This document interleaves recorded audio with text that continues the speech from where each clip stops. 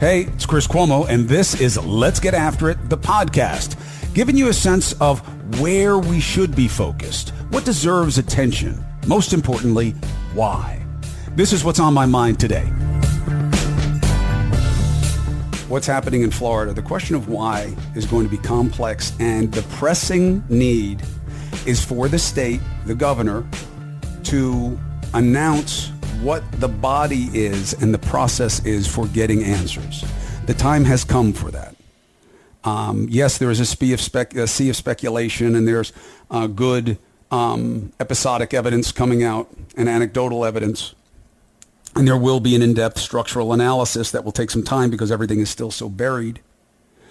But closure will require, and just good governance, and to keep people calm and understanding that this shouldn't be suggestive of what should happen more and more often, requires fast, effective reaction to the answer of the question. The governor came out of the box and said, we're going to need to know why. He was right.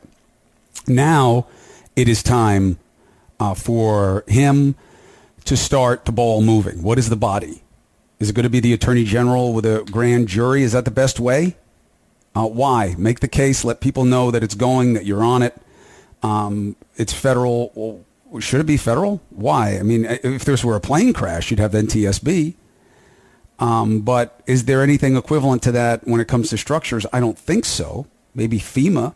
But whatever it is, whatever the mechanism is, it's time for that. Supreme Court cases, okay? I say take a beat, okay? There is a difference between legal and political implication. And these cases in Arizona and California, which really has nothing to do with it. So let's just stick with Arizona because that's the voting case. And you could say that California has something to do with voting. I'll get to that in a second. But mainly it is not. Principally it is not. The Arizona decision is not a surprise on any level, mostly because of which parts of Arizona's laws were under scrutiny. The idea that if you want to vote in person, you got to vote at the right place, otherwise your ballot is discarded, is not a crazy notion.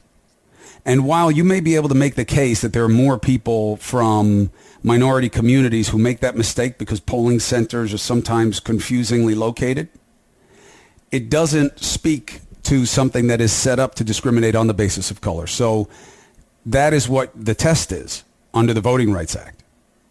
So whether you have the right to do it this way is what constitutionality is about. Do you have the right? Whether it is right is a political consideration. Understand the difference? So I'm not surprised, especially with a conservative court, and it did break along conservative lines, 6-3, that they saw this does not have discriminatory effect. Similarly, them saying who can collect ballots and keeping it to tighter family circuits and caregivers, I am not surprised they said that that doesn't violate the Voting Rights Act either, Section 2 specifically. I am not surprised. Now, well, why aren't you surprised? Because of the composition of the court? Well, the Biden administration also said that these two provisions of the Arizona law do not violate Section 2 of the Voting Rights Act. You see? I think that when you get into restrictions of timing, how long you have to vote, how you get to procure a ballot, whether voter ID, although I have to think voter ID is going to pass constitutional scrutiny. It doesn't mean that it's a good law. It doesn't mean that it doesn't create problems disproportionately that don't address any real wrong, right? Because that's the premise here, that you needed to make these changes because there were problems. I think that that is a specious premise, that there weren't problems. You're just doing things that you can to make it in these 17 states so far, Arizona being one of them, that make it a little harder for a vote to count. And I don't know that that is something that is done because of quality control versus keeping down the number of votes, if you can, within the system. The California ruling is interesting to me, but the idea that charitable donations have to give lists of donors to the Attorney General, they said, no, you don't, the Supreme Court. I am not surprised by that. Why do you want this? Because of dark money in politics that comes in through these organizations, and that you should know who the donors are. Okay, I see policy arguments both ways on this. And I do think that you have a problem with money in politics, and it's not illegal money, it's legal money, and how it's allowed to come in and how it's allowed to influence. And I think the answer, though, has to be legislation. Similarly, the Supreme Court striking down the section of the Voting Rights Act that said you have pre-clearance of certain states, Arizona was one of them, because of a history of discrimination. I'm not surprised they struck that down, but remember when they did, because they said the need no longer exists, you don't have the Deep South the way you used to, they said Congress can fashion a new remedy, and they haven't. So a little bit of that takes you into the politics, right? This court is looking at whether or not there is a constitutional right that is in place to allow what is being argued about, or a right exists that disallows what is being argued about. But whether or not it is good policy is a political consideration, and the Supreme Court should not be in that business. Now, is it a coincidence that conservative courts seem to echo conservative political beliefs? No. Nor is it surprising that liberal courts seem to echo liberal beliefs. They will not always be the same. They will not always be the same. And in fact, the California case had conservatives and Democrats involved in the litigation, because they all want to know who's getting money, on the other side. They all want to know where the money's coming from. But there is a little bit of a correlation. Is there causation? Look, I would side on believing that judges are more than their politics. But it is not a coincidence that whatever political party puts the judges on there, they seem to go that way, so much so that when they don't, it's notable, right? For every Anthony Kennedy, every David Souter, you have scores of, people that you can't really remember who go along the lines as that they were expected to by the party that put them in. Also interesting in the law, the Cosby case. He did not get off on a technicality, okay? This was a gross error. I don't mean that in terms of gross vernacular, the common. I'm saying not just regular negligence, gross negligence, meaning a higher degree. And the problem isn't the guy who made the deal. The guy had the discretion to make the deal, Bruce Castor, didn't think he could meet his burden, wanted to help the victim get some satisfaction. So cut a deal with Cosby that if you testify in the civil case and surrender your Fifth Amendment right, I won't bring a criminal case. Then a new set of prosecutors decided not to value the deal, and the judge at the trial level said, well, it wasn't a formal agreement. I think that was the wrong ruling, and it was highly prejudicial because, remember, if you coerce somebody, give them a deal, tell them something to surrender their rights, and then they do it, and then you double back on it, that's not fair. That's not fair.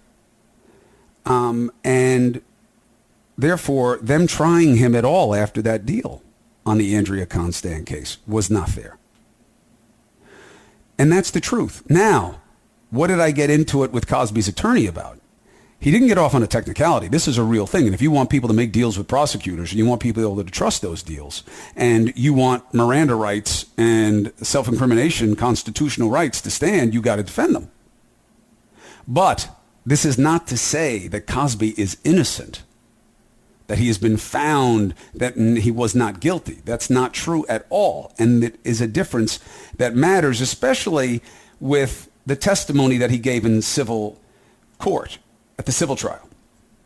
The suggestion, I believe, of the attorney was, hey, if he had taken the stand in the criminal trial, everything would have been different if he hadn't done that civil thing.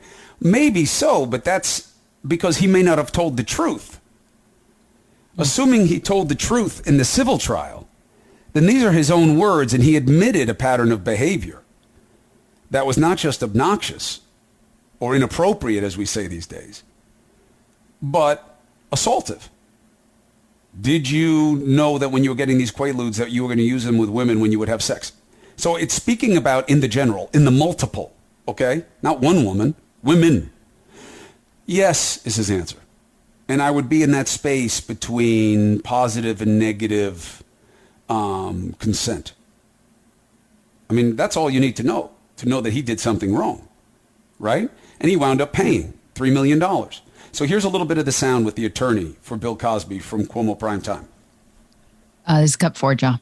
He acknowledged, when you got Quaaludes, was it in your mind that you were going to use these Quaaludes for young women that you wanted to have sex with? That's multiple women. That's behavior. That's a pattern. He said, yes. Does it bother you at all that what seemed to be a pretty clear MO for Cosby is going to be mitigated in terms of its punishment?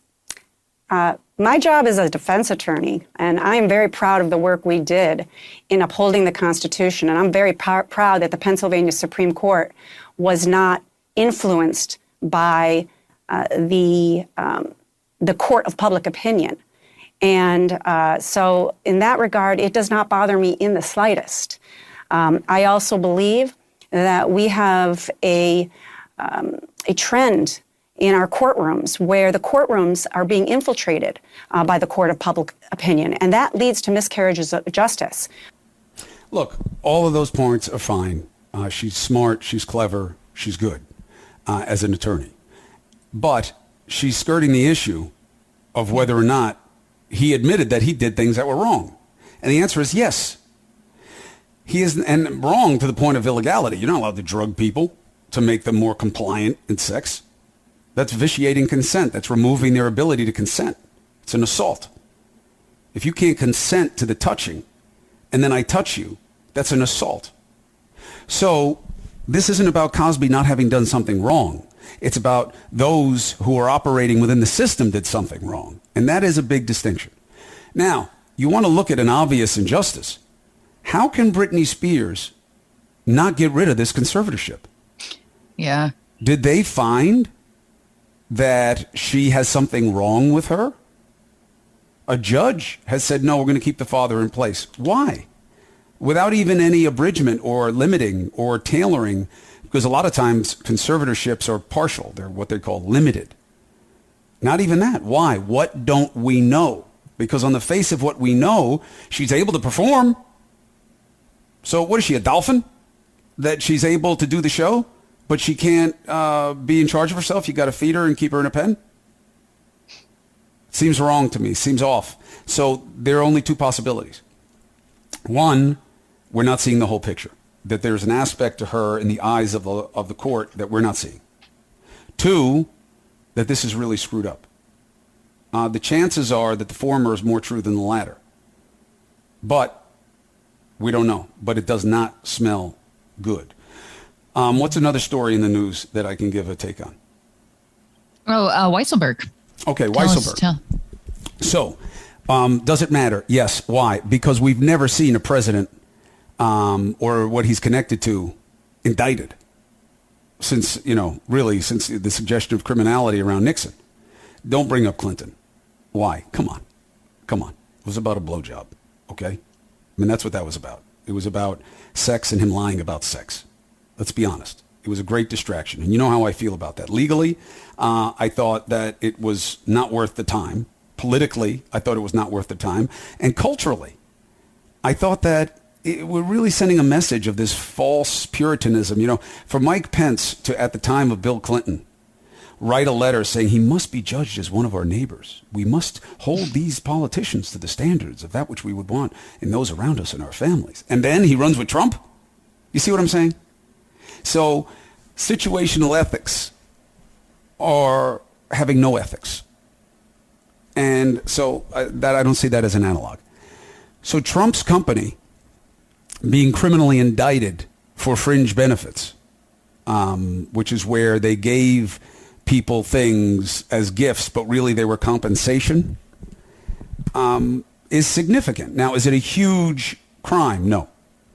But Weisselberg, the man at the middle who worked for Trump's father and then for him, who knows what Trump knew and was okay with, if they can get him being indicted, him going in this in the morning after the indictment to get booked and become part of the criminal justice system now, if they can pressure him to say, it's not going to be just you, brother. We're coming for your sons. Theoretically, he doesn't want that to happen. He'll offer something else. Prosecutors generally only trade up. And the only up from him is Trump. Now, do I think that they're going to charge Trump? I would say 50-50. Why? I don't know that they can scare Weisselberg enough for him to think that he can't mitigate this at trial, save his kids, and that it's just not big enough. And there has to be consideration the other way. I know that this is about law and order and not overtly politics, but the idea that there are no political considerations, I think, is naive, right? This is an elected person, the district attorney, and in a very heavily Democratic jurisdiction, right? So you don't want to swing at Trump and miss. And I think that has to be in their minds also. And Question on this. Yes. How normal is it to go after? It seems like it's a bit of a reach that they're looking at them not paying taxes on these benefits from things like apartments and cars and things like that. How common is that? It doesn't seem like that's something that you would go after a huge organization over. Going after it, maybe not. It happening, common. Doesn't make it right, though. So then you get into the subjectivity of why going after them, which is the right issue to flag. And that's the point. But let's think it through. If I don't like you and you broke the law, I can come after you, right? Whether I like you or not, either you broke the law or you didn't.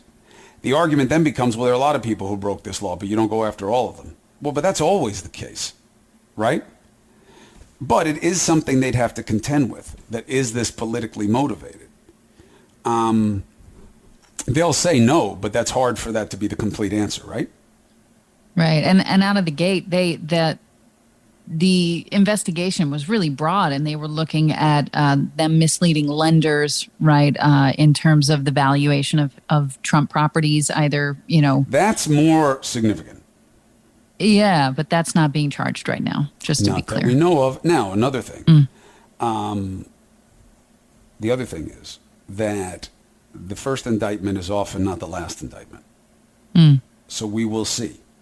But this is absolutely the closest since Michael Cohen, and he was unnamed as president, about something he absolutely knew about. If Trump were not president when they went after Michael Cohen, assuming that it was still seen as relevant, would they have indicted Trump? The answer is probably yes, seeing how he was mentioned in the indictment as an unindicted co-conspirator. You see what I'm saying? So if he knew about that, can they have the same proof that they had on him on this? And the answer is maybe. Maybe. There we know they had a tape. I know it because I played it for you on my show. So he knew about what and Cohen this whole thing began with Michael Cohen about the hush payments to Stormy Daniels, which is when they started this, Cy Vance started this investigation. I think it was 2018. Right. So look, this is scary for the president. But I do not think it is a done deal by any stretch of the imagination. And the charges that have come out thus far, we don't know because they're sealed. And when we learn more about them, we'll have a better picture on it. Now, here's the deeper thought. And it applies to what you care about in politics. And more generally, just how we're dealing with the suck that we all find ourselves in. And we are in the suck. Pandemic, problems professionally, compromised, health, psychology, psychologically, emotionally, the economy now, how we get back to life, what is it, what isn't it, us versus them, all this division. I think that a very good way, many of you say, what do we do, what do we do, what do we do? Well, first of all, it is a we, because I'm in the same struggle you are. It's a little bit more intense for me than for most of you because of my position. And my position in this maelstrom is that I have no team, right? It is easy for me to be unpopular. It is a trick for me to be popular. I'm not comforting to the lefties enough. I've been targeted by the right because of the president, and I was consistently and constantly aggressive in checking him and negative on him and about what he did and what he said. And I believe all of that was righteous. So you got one team that is taught to hate me and the other team that could take or leave me. But it comes down to, what is your why? What motivates you in a current situation? And I don't think we examine that enough. And so many of us are so desperate and hungry for meaning and reason to believe and motivation. And I think that we can provide it for ourselves if we sit with that very basic question. What is your why? What is it that you care about in fill in the blank? In this relationship that you're thinking about whether or not it needs to be improved or needs to be gone or whatever. This romance, this parenting, this friendship, this marriage, this partnership, this joint venture, this job, this political position. Why? Why does it matter to you? Even something that is complicated. Reproductive rights, but you're a man. Okay. Why does it matter to you? Well, I'm a huge Christian, and okay. So religiously, you are taught by your church that it is a human being from the moment of conception. You can't have it. Okay. Is that your why? Yes. So it doesn't matter to you that you don't live in a religious society. You think that the society should conform to your religion. Well, no. I just think that it's inhumane because of what you're taught, not because of what science says. Science is unclear on this. We don't really know. We've never really invested in knowing, right? Because we like it more as a political issue than one that is connected to any kind of objectivity about when human beings begin. I understand that from the moment of conception, it could only be human, otherwise it would be a cactus, right? But this is a secular society. Now you have to think about what that means for you in terms of your why. What do you want in a leader? What is your why? Why do you want to be in shape? Why are you eating that meal?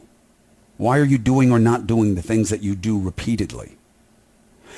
It's hard to want to look at it, but you know what? Everything's hard. Examining why you do things for some kind of central purpose and principle is hard. Living life without one is also hard. As we learn, as we get more experienced in life, you have to choose your hard. And that involves choosing your why. Join me live for Let's Get After It Monday through Friday, 12 to 2 p.m. East on SiriusXM's POTUS Channel 124.